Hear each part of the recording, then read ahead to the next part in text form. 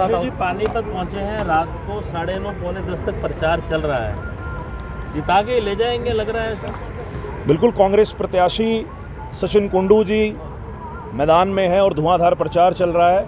और मुझे लगता है कि जिस प्रकार का माहौल पानीपत ग्रामीण विधानसभा में बन रहा है, दिन प्रतिदिन जिस प्रकार से लोगों का प्यार, आशीर्वाद, समर्थन मुझे मिल रहा है, भाई सचिन कुंडू जी को मिल रहा है, हमें पूरी उम्मीद है कि यहाँ से हम भारी मतों से विजयी होंगे।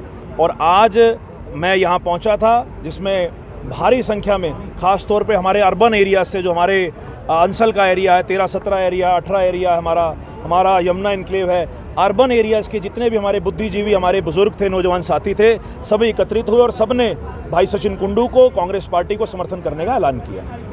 बहुत बहुत धन्यवाद। 2024 में आपने लोकसभा का चुनाव लड़ा था और करनाल लोकसभा से आपने बहुत अच्छे वोट लिए थे, जो कि 2019 में जिसने चुनाव लड़ा था कांग्रेस से, उससे बहुत ज़्यादा। क्या लग रहा है 2024 विधानसभा किस ओर जा रहा है? देखिए, 2024 लोकसभा के अंदर मैंने प्रयास किया, 20-25 दिन का मेरे पास समय था, लोगों का विश्वास जीतने का प्रयास किया।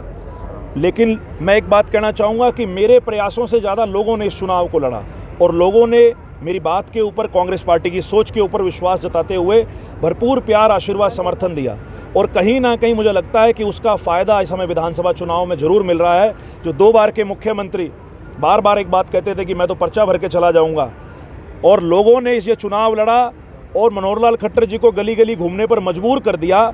मुझे लगता है कि जो मोमेंटम लोकसभा के अंदर बना था, भले ही चुनाव हार गए, लेकिन हौसला नहीं आ रहे, हौसला आज भी कायम है और उसी हौसले की बदौलत आज लोगों के बीच में है, लोगों का विश्वास जीतने का भरपूर प्रयास कर रहे हैं। लोगों की एक मांग उठी थी कि दिव्यांशु भले ही लोकसभा का चुनाव हार गए हों, लेकिन वो लोग, जनता चाह रही थी कि विधानसभा का चुनाव लड़े, चाहे करनाल से लड़े चाहे कहीं से लड़े, मतलब करनाल कॉन्स्टिट्यूंसी से चाहते थे। जनता की आवाज़ आई है। ज़रूरी नहीं कि हर बार चुनाव लड़ना ज़रूरी होता है।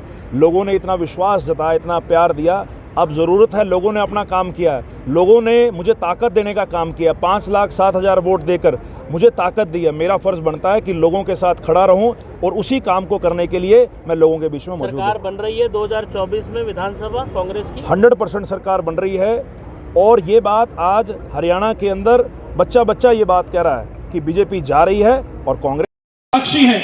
और आप सभी इस बात से सहमत होंगे कि 10 सालों के अंदर इस इलाके का विकास नहीं हुआ।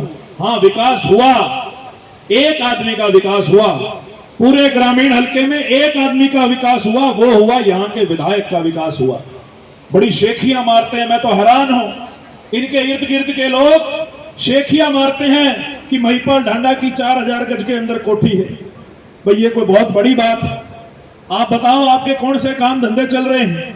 लोग इस बात की चर्चा करते हैं, लोग ये बात पूछते हैं कि महिपाल ढांडा ने जो कोठी तैयार करी है वो पैसा कहां से आया है। मैं तो कोठी के अंदर गया नहीं, अंदर जाने वाले लोग बताते हैं, चाहे फर्श की बात हो, चाहे टूटियों की बात हो, और चीजों की बात हो, इतना पैसा उन्होंने अपनी कोठी के अंदर लगाया। लेकिन जितना पैसा उन्होंने अपनी कोठी के अंदर लगाया, अगर उसका 10वां हिस्सा भी पानीपत ग्रामीण की गलियों के ऊपर लगा देते, आज पानीपत ग्रामीण की गलियों के ऐसे हालात ना होते। लेकिन इन बेसिक फैसिलिटीज के लिए भी अगर एक सरकार इनकैपेबल है, एक सरकार नाकामयाब है, तो मुझे लगता है उस सरकार को कोई हक नहीं है कि वो सरकार पावर में रहे। और यहाँ बहुत से साथी, क्योंकि पानीपत हमारा इंडस्ट्रियल एरिया है, यहाँ पर बहुत से हमारे स्मॉल, मीडियम, लार्ज स्केल के इंडस्ट्री सेटअप हैं। मैं पूछना चाहूंगा, इंडस्ट्रीज के अंदर हम जाते हैं, इंडस्ट्रीज के रास्तों के क्या हालात हैं, गलियों के क्या हालात हैं? हमारे भाई बैठे हैं, व्यापारी भाई, वो खुद इस बात से वाकिफ हैं कि जब माल वाला ट्रक गली में से गुजरता है तो डर होता है कहीं ट्रक पलट ना जाए। ऐसे हालात आज पानीपत ग्रामीण के अंदर है। गरीब आदमी की बात हमारी बहन रेनू चौहान जी ने करी, प्रॉपर्टी आईडी, फैमिली आईडी, इनकी जरूरत क्या थी? मैं पूछना चाहूंगा कि प्रॉपर्टी आईडी नाम के क्या एक फायदा बीजेपी के मुख्यमंत्री से लेकर नीचे का कोई आदमी बता दे कि प्रॉपर्टी आईडी नाम के डॉक्यूमेंट का क्या फायदा है? उसका सिर्फ एक ही फायदा मिला, वो मिला सरकारी अधिकारियों को और बीजेपी के लोगों को, जिन्होंने मंथलियां बांध रखी हैं तहसील के अंदर। तहसीलदार जाओ तो वहां पे 50,000 रुपए लिए, लाख रुपए लिए बिना प्रॉपर्टी आईडी नहीं बनती। आज ये हालात पानीपत के अंदर है। इस डॉक्यूमेंट की पहले कभी जरूरत नहीं पड़ी। और मैं पूछना चाहूंगा बीजेपी वालों से, भाई 10 साल आपकी हरियाणा में सरकार है, भाई गुजरात में तो बड़े लंबे अरसे से इनकी सरकार है। अगर प्रॉपर्टी आईडी नाम का डॉक्यूमेंट इतना अच्छा होता तो प्रॉपर्टी आईडी नाम का डॉक्यूमेंट गुजरात में क्यों नहीं लागू किया? ये सवाल भी पूछने की जरूरत है। एक्सपेरिमेंट करने के लिए इनको हरियाणा ही मिला। फैमिली आईडी, प्रॉपर्टी आईडी नाम के पोर्टल बना दिए, किसानों के लिए किसानों का पोर्टल बना दिया। और बार बार मनोहर लाल खट्टर जी तो 9.5 साल राग गाते रहे कि हम पोर्टल नहीं हटाएंगे, नहीं हटाएंगे, नहीं हटाएंगे। लेकिन नायब सिंह सैनी जी जब आए उसके बाद से उनकी बात बदल गई। खट्टर साहब के खिलाफ बोलने लगे। जो फैसले मनोहर लाल खट्टर जी ने 9.5 साल करे उसके खिलाफ बोलने लगे। इसका मतलब ये मानते हैं कि हमसे गलतियां हुई है। और गलतियां होने का सबसे बड़ा उदाहरण इन्होंने पेश किया जो 9.5 साल के मुख्यमंत्री को कुर्सी से उतार दिया। भाई चलती सरकार में 6 महीने पहले मुख्यमंत्री कब बदला जाता है? मुख्यमंत्री को, राजा को गद्दी से तब उतारा जाता है जब प्रजा राजा के खिलाफ बगावत शुरू कर दे। इनको पता था कि मनोहर लाल खट्टर जी के चेहरे पर वोट नहीं मिलेगी, इसलिए अब उन्हें पर्दे में छुपाया हुआ है। लेकिन हरियाणा की जनता, पानीपत की जनता बेवकूफ नहीं है। मैं आपके बीच में ये बात कहने आया कि 10 साल उनकी सरकार रही, भाई काम ना भी करते तो चल जाता, लेकिन ये बिना बात के जो फजूल पोर्टल बनाए, लोगों को समय समय पर दुखी किया। और लॉ एंड ऑर्डर की बात करूं तो आज बहुत से ऐसे व्यापारी भाई हैं जिनको आज व्हाट्सएप के ऊपर बाहर से रंगदारी के लिए फोन आते हैं। विकास कराना है तो मेरे को इस दिशा में चलना है। विजनहीन लोग हैं, ना इनको सरकार चलाने का पता है, हाँ इनको प्रोपेगेंडा चलाना बहुत अच्छा आता है। सरकार नहीं चलानी आती, प्रोपेगेंडा चलाना आता है। प्रोपेगेंडा धर्म और जात का चलाना आता है, लोगों को बांटने का चलाना आता है। मैं जिस भी समुदाय से मैं हूं, लेकिन कभी ना धर्म की ना जाति की कभी राजनीति नहीं करी। आज तक 12-13 साल से चाहे छात्र राजनीति से जुड़े रहे, आज तक कभी ये नहीं देखा कि मेरे बगल में बैठने वाला आदमी किस जाति का है, किस धर्म का है। ऐसी सोच से ही अपने देश की, अपने इलाके का विकास हो सकता है।